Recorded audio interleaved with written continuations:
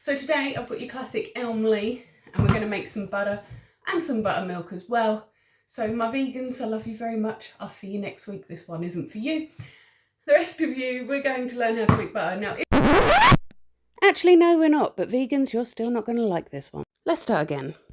Hi, I'm Victoria Pearson, but you can call me V, and I have once again spent about 20 minutes churning something into butter.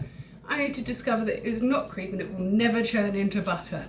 I'm starting to think that this channel is cursed to never show you how my impulse bought butter churn works, but I can't be wasting even more cream. See this stuff, Elmley double? Not cream. You would expect it to be cream, right? It is not cream. So instead, I'm going to just make some chocolate truffles. I have made them precisely once before, about 10 years ago, and I'm not entirely sure what I'm doing, and I'm on a time crunch, so this ought to be chaotic. So I had a quick look at the recipe. It looks like fairly easy money to me. Butter, chocolate, cream. Blast it for 30-second blasts in the microwave until it's melted. Let it chill out for a few hours and then roll it up. How hard could that be?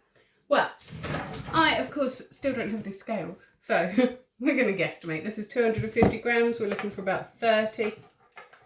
But it also says 2 tablespoons. And I think 2 tablespoons would be loads more than what they've asked for here. It occurs to me that you guys might not be as cavalier at eyeballing things as I am. So if you want an actual recipe, it's 285 grams of chocolate, 2 tablespoons of butter or 30 grams of butter, and half a cup of cream. I am going to ignore all of that. I'm going to put about 300 grams of chocolate chips, and I just eyeballed my butter. I'm sure it'll be fine. What's the worst that can happen? I reckon even the very worst chocolate truffles in the universe. It's got to be better than no chocolate truffles at all, right? Now, it does specifically ask for half a cup of cream, and I have got 2 of these in there. So I'm just going to do some and see how we go. I'm going slightly over with the chocolate as well because these are 100 gram bags each.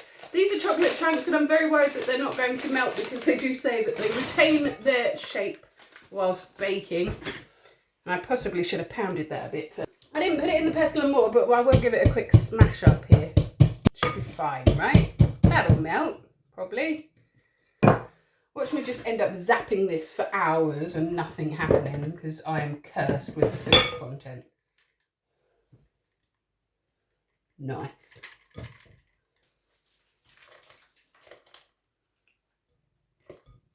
That's about half, isn't it?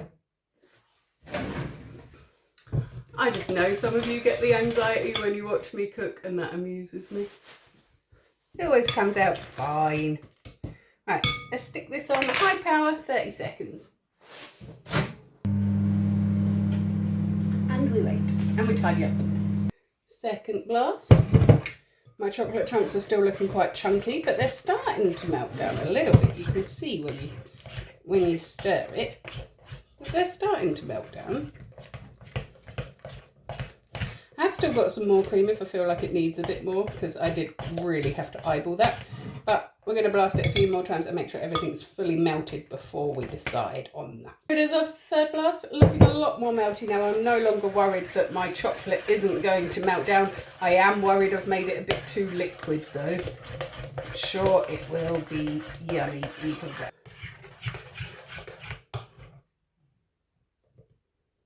Another blast, I think. I really hope that these come out the way that I am expecting them to, because otherwise I've wasted so much cream over the last few weeks.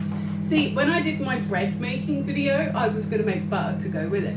But I accidentally bought vegan cream, and after churning and churning and churning it, I realised that vegan cream will never turn into butter because it's a blend of various different vegetable oils and flavourings.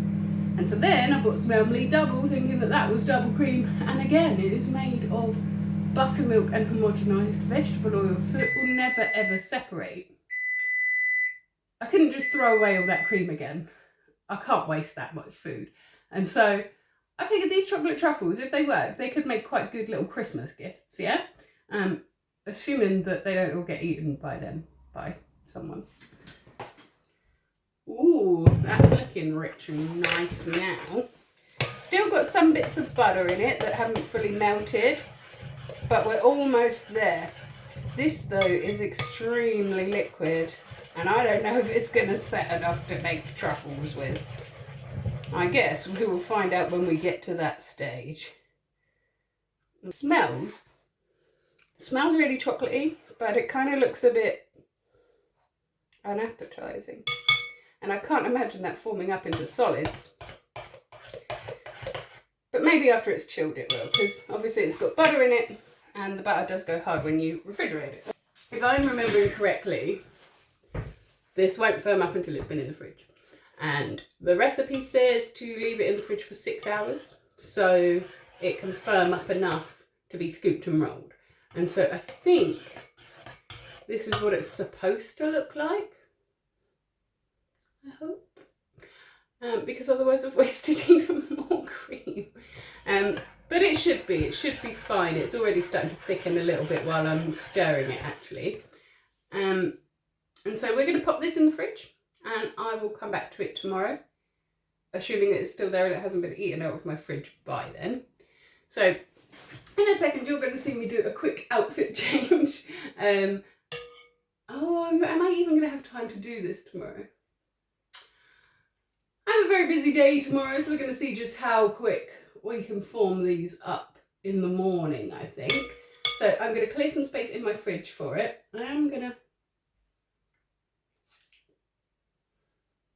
Okay, it tastes a lot better than it looks. It tastes like Easter egg chocolate. I wonder if that's what they do to Easter egg chocolate. Add cream and butter to it. But yeah, that's nice. Hopefully it's going to survive in my fridge overnight without my 9-year-old getting into it. And then tomorrow we'll form these up and package them to be little Christmas gifts for people. You want to coat your chocolates with something, firstly to stop them sticking to each other, also to stop them being horrendously messy on your hands, but also because it tastes nice. And you can cover these with chopped nuts, icing sugar, bits of cracker if you wanted to, I suppose, anything you like. But I am going to be using rainbow sprinkles for some of them for my kiddo, and then a little bit of chocolate powder like that you make hot chocolate with for a different batch. We're doing 2 separate ones today. I have been told that if you get darker coloured chocolate powder, it makes your chocolates look more expensive and swanky. I don't know though, this is just what we've got, this is what we're using. So let's get that ganache out of the fridge and see if it has stopped being runny. And there we go, look how solid that is. Oh, that's very solid actually. One of the tips on the recipe that I was looking at said that you can keep some frozen peas wrapped in a tea towel to keep your hands quite cold. My hands are already quite cold, so I don't think I'm going to worry about that. And all we need for this part is a couple of spoons and whatever we're sprinkling them in. I'm going to angle you down so that you can see my plates a bit better. And so we're going to start off by putting sprinkles on one plate. I have actually just used up all the sprinkles. And some chocolate powder on the other plate, which I think you can already see there. Like I said, you can use powdered sugar, you can use desiccated coconut, although why you would do that to yourself, I don't know. You can use crushed nuts, crushed crackers, whatever you fancy for the outside of your truffles is fine. When you've got them on the plate, we're just going to get a little spoonful of the ganache, about like that I would say. Using clean hands, we're going to drop it in the sprinkles, roll it in the sprinkles, and then just roll it into a little ball.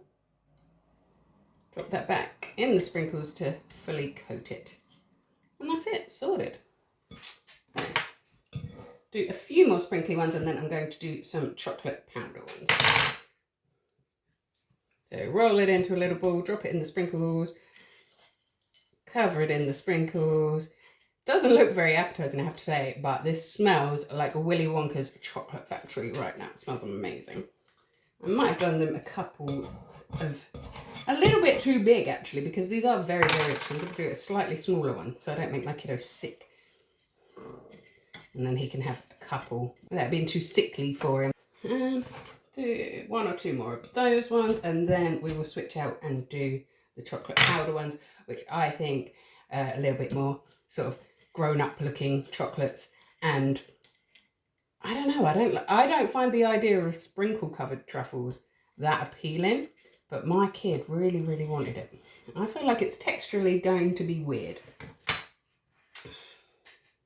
This is very messy. So not really the recipe to be doing if you don't like getting your hands messy, which I don't really, but we'll survive. Sprinkles, roll it into a ball, sprinkles again. I think the idea of coating it the first time is so that your hands don't end up like this. Maybe that's why you're supposed to cold down your hands as well. I've got 1, 2, 3, 4, 5 of those. Whoa, 4 of those. 5 of those, 2-second rule. And I'm going to rinse my hands out and then do the rest because I'm covered in sprinkles. Now, I did wash them in very, very cold water. I'm getting a clean spoon because that one's got sprinkles all over it. I'm just going to take some little bits and plop them into the powdered chocolate. Gosh, I've got a lot of chocolate mix in here. That's what happens when you eyeball it, I suppose. I feel like that could be half the size, actually. So rolling it in the chocolate powder, and then rolling it in my hands, and then in the chocolate powder again. Actually going to put these on a separate plate, so I've got more rolling room. And in a little while, I will put these in paper bags. But first, after I have coated them all, I'm going to put them back in the fridge for a little while so that they can just really set again. Because obviously the warmth from my hands is melting the chocolate ganache a bit.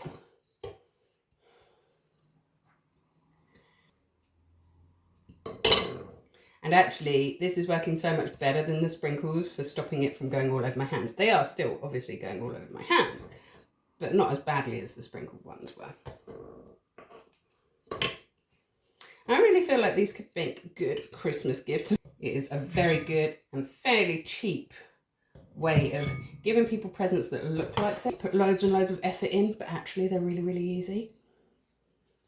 Oh, look at that. I'm going to roll up the rest of these and put them in the fridge to set. What's that powder stuff? Chocolate powder. It's hot chocolate powder. Yeah, we can have a little one of them as well, just to give it a try. What do you think? As good or not as good? These ones are a lot more chewy and sticky. I like both of them. Good. Could you grab me another plate, please? They're extremely good. Good. You did a good job. Right, so this is the batch of pretty much completed ones. We are going to pop those back into the fridge to set in the next couple of minutes.